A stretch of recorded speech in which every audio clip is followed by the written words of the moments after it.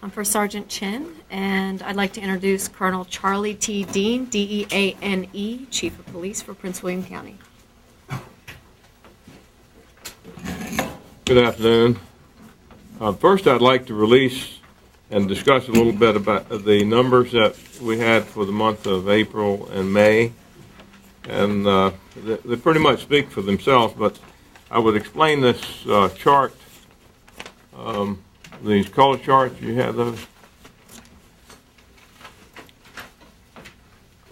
The top part is, we've explained this before when we made the first month's release, but just so that everybody understands, the top part is how we came in contact, our officers came in contact with the individual.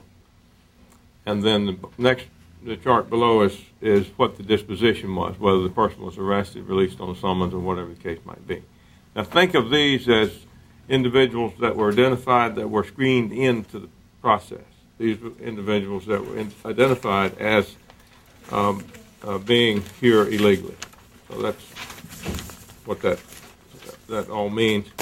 This is just historical data. People have been asking a lot of questions about this, so we said we'd try to provide some information. Anybody have any questions about that? No one in the last 2 months who was interviewed was legal. Based on what I have, that's true. What explains the perfect rate there of everyone who was checked turned out to be? Well, the first couple months, the first month it looked like it was 125, and then 2 of those were determined to be actually lawful. You remember I mentioned, Dan, that one of those actually had told their officers that they were here illegally, and further checking realized that their visa had not run out, or whatever the case might be. So it's just a matter of working through that, but we're diligent in trying to make it as accurate as we can. That is, usually the impression in someone's admission is enough. The impression that officers have based on the facts and circumstances and record checks and all that is enough, but they continue to investigate it. Yes, ma'am. On those who are identified and released with no charges, do you have data on how, I assume then ICE is getting a report on all of those? If they were identified as being illegal, yes. Which would be everybody in this third category. Do you have any data on how many of those then further ICE is following up? No, we don't have any follow-up on that. We don't have any feedback from ICE as to how many people that were released or that we released on the summons that we notified ICE about. We don't have any feedback from them. And when the stated purpose is, as you just said in the meeting, to focus on criminal illegal aliens, those people wouldn't fall in that category, correct? Well, it depends. Some individuals could actually be determined to be found under suspicious circumstances near the scene of a burglary, for example.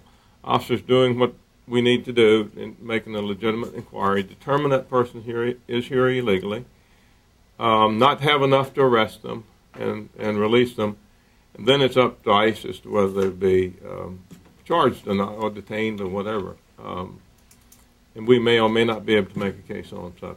So yes, some could be just part of an investigation and never be charged. But as whether you call those, I mean, they're illegal in terms of their immigration status, but we may not ever make charges against them other than immigration.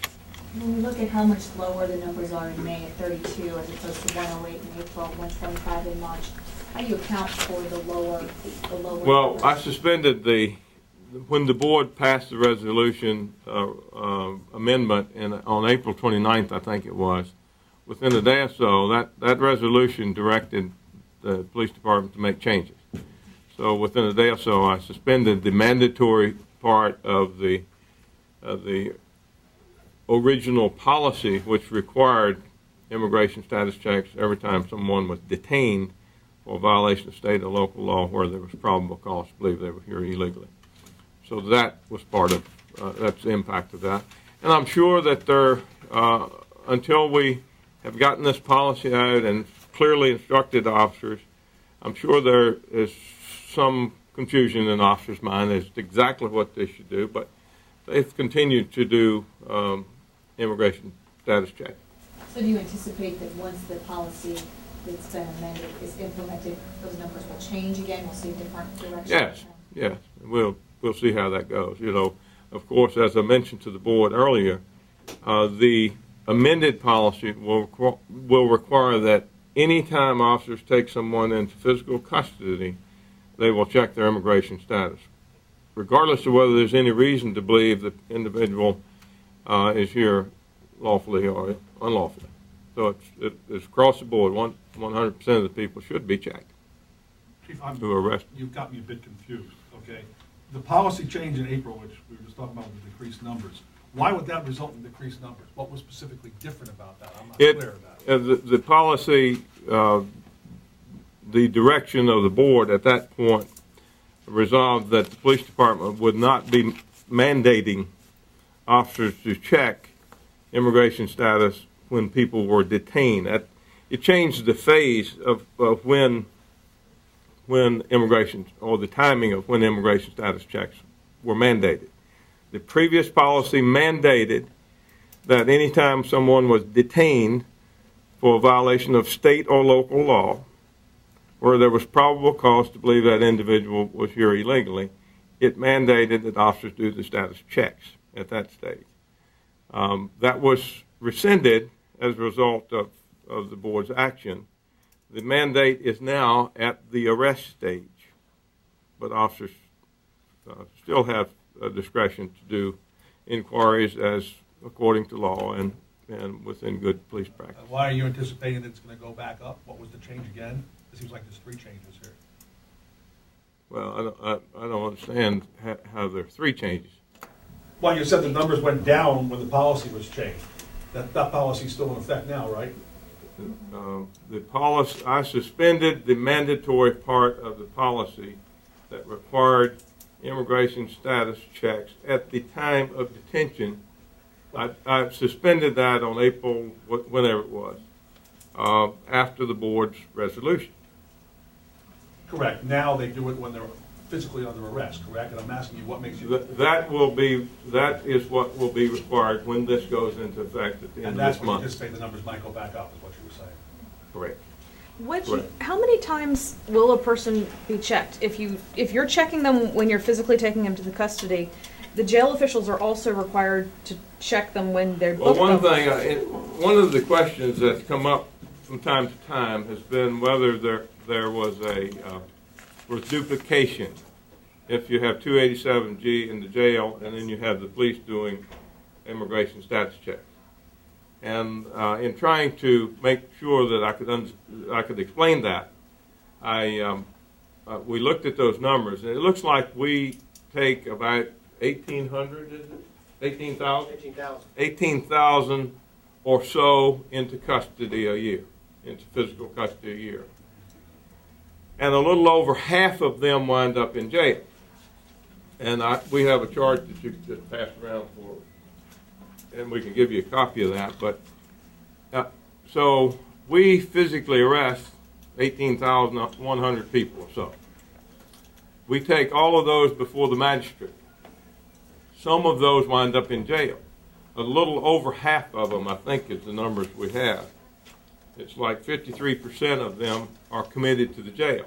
Those that wind up in the jail will be screened through the correctional correctional officer. A second time. Well, a second time, yes. But those that do